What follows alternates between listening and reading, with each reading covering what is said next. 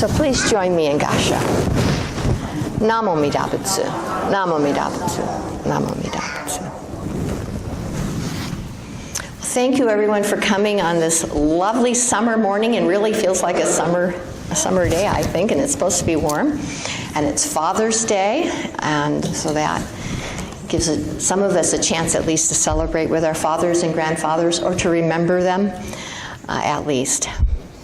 So this story, I'll quote a couple lines from it again. "If you become a rock on the mountain high above me," said his father, "I will become a mountain climber, and I will climb to where you are. If you become a bird and fly away from me," said his father, "I will be a tree that you come home to."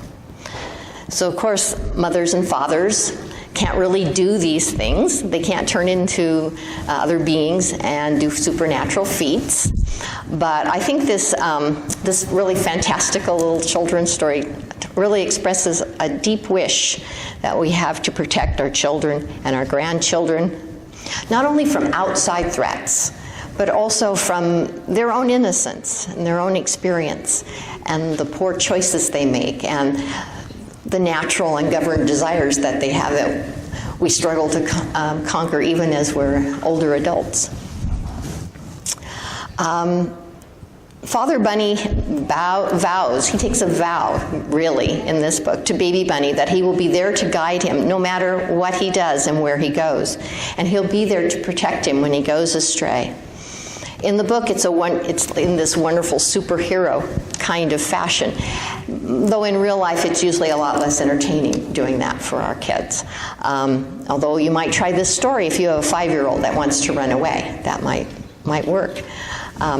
But mostly it's a lot more prosaic, a lot more everyday. And so if your toddler wants to have ice cream for dinner, you fix him a nice, nutritious little meal. You don't give him ice cream.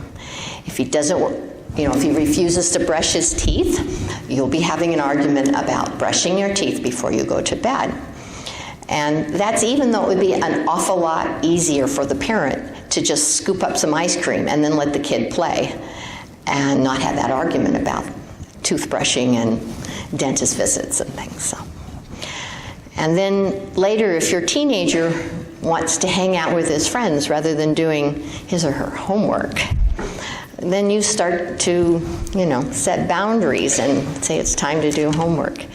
If they want to stay up all night on their smartphone, you try again to set boundaries, and you strive to find effective ways to enforce those boundaries. And that's even though at that stage it sometimes seems like it'd be easier to learn to climb mountains or walk a tightrope, if you've ever gone through that phase. So whether it's actually spoken aloud or not, this vow that you make as a parent is made to guide and protect your kids, even from themselves, and even when they won't accept your guidance, and be content with their character. That's in the book. In the story of the runaway bunny, the many vows that the father rabbit makes to pursue the little bunny and keep him close helps the bunny feel safe and secure. And it also helps, I think, the father rabbit to keep his obligation, to remind himself of his obligation to go and protect his child, whatever it takes. In our sacred superhero story, I sometimes refer to it that way, of the larger Pure Land Sutra, Dharmakara's transformation into Amida Buddha is the story of that sutra. He makes 48 vows. He dedicates himself to the great task of saving all sentient beings, even though that's an impossible task. This morning we chanted a little excerpt from that larger sutra. It's a great long sutra. One day Sensei put out part of it, half of it, and it takes up the whole front of the Onijin when it's written out in Chinese. And we took one little short poem from it, essentially, Sanbutsuge. And I'll read to you an excerpt from that sutra. In it, from the Sanbutsuge, even a shorter couple lines, Dharmakara Bodhisattva vows, "When I become a Buddha, a Buddha equal to the Dharma king, I vow to transcend life and death and free all beings.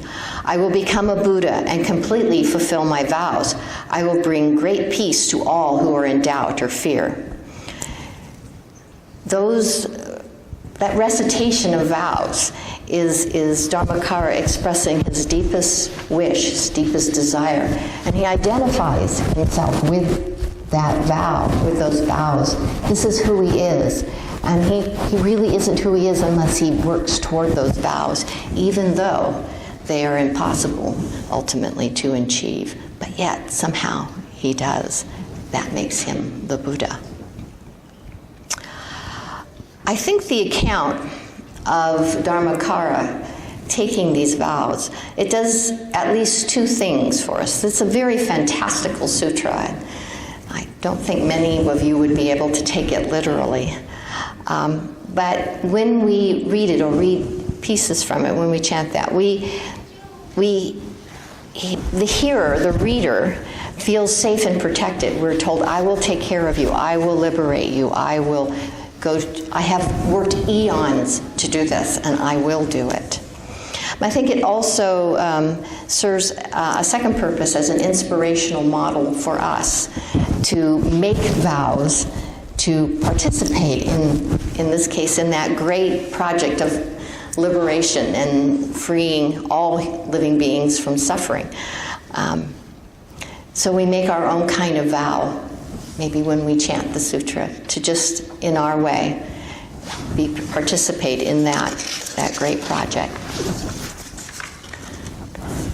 And I don't think it coincidentally that Amida Buddha is also often portrayed as a wise and loving parent, as he was in the song that we sang this morning, Hotoke-sama. And we sang the lines, just like mother's gentle ways and her special touch. Like my father, wise and strong, calm and patient too, firmly holds my tiny hands, guides and leads the way. So I think concretely, especially if we've had good parenting, we can identify with that feeling of safety and support when we hear that song, when we sing that song, and we're asked to transfer that feeling of safety and support that we had with our parents to the Dharma and to Amida Buddha, to this project. That we can do this project because we have this warm and loving support. And while as adults, I think we usually have maybe a more abstract and metaphorical understanding of Amida Buddha, I think we can still find emotional and psychological benefits from these stories and these songs and from these touchstones. And going back to the good feelings we knew as a child. Now, personally, when I first started attending the temple, I kind of sometimes was a little irritated and felt maybe we spent a little too much time singing children's songs and focusing on children's stories or things that were simple. And I kind of preferred maybe a little more rigorous adult approach.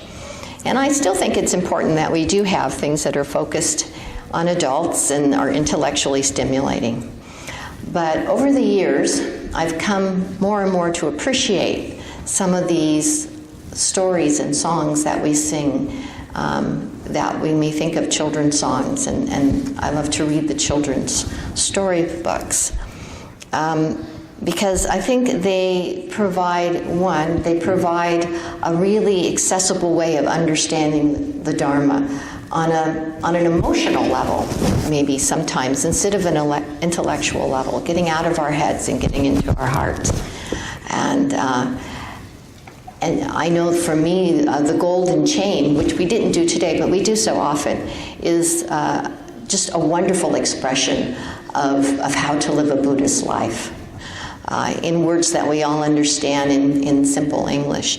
And I think it was originally, I think, meant as a Dharma school piece, but people came to love it so much as a very direct expression that it's something that we use all the time here in the United States. And I think, they say that you've learned everything you need to know in kindergarten.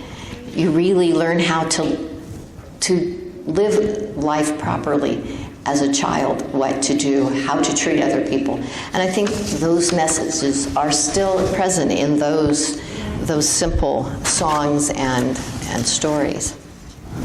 And I think also, again, the second thing that those can do for us is to act as very valuable inspirational models of how we as adults should act, how we should be with children, how we should model behavior for them. It's how we should be with children. It's how we want to be with children. And we need to remind ourselves just how to do that. Do we have gentle ways? Are we calm and patient? Not always. It's hard. It's so hard to do those things.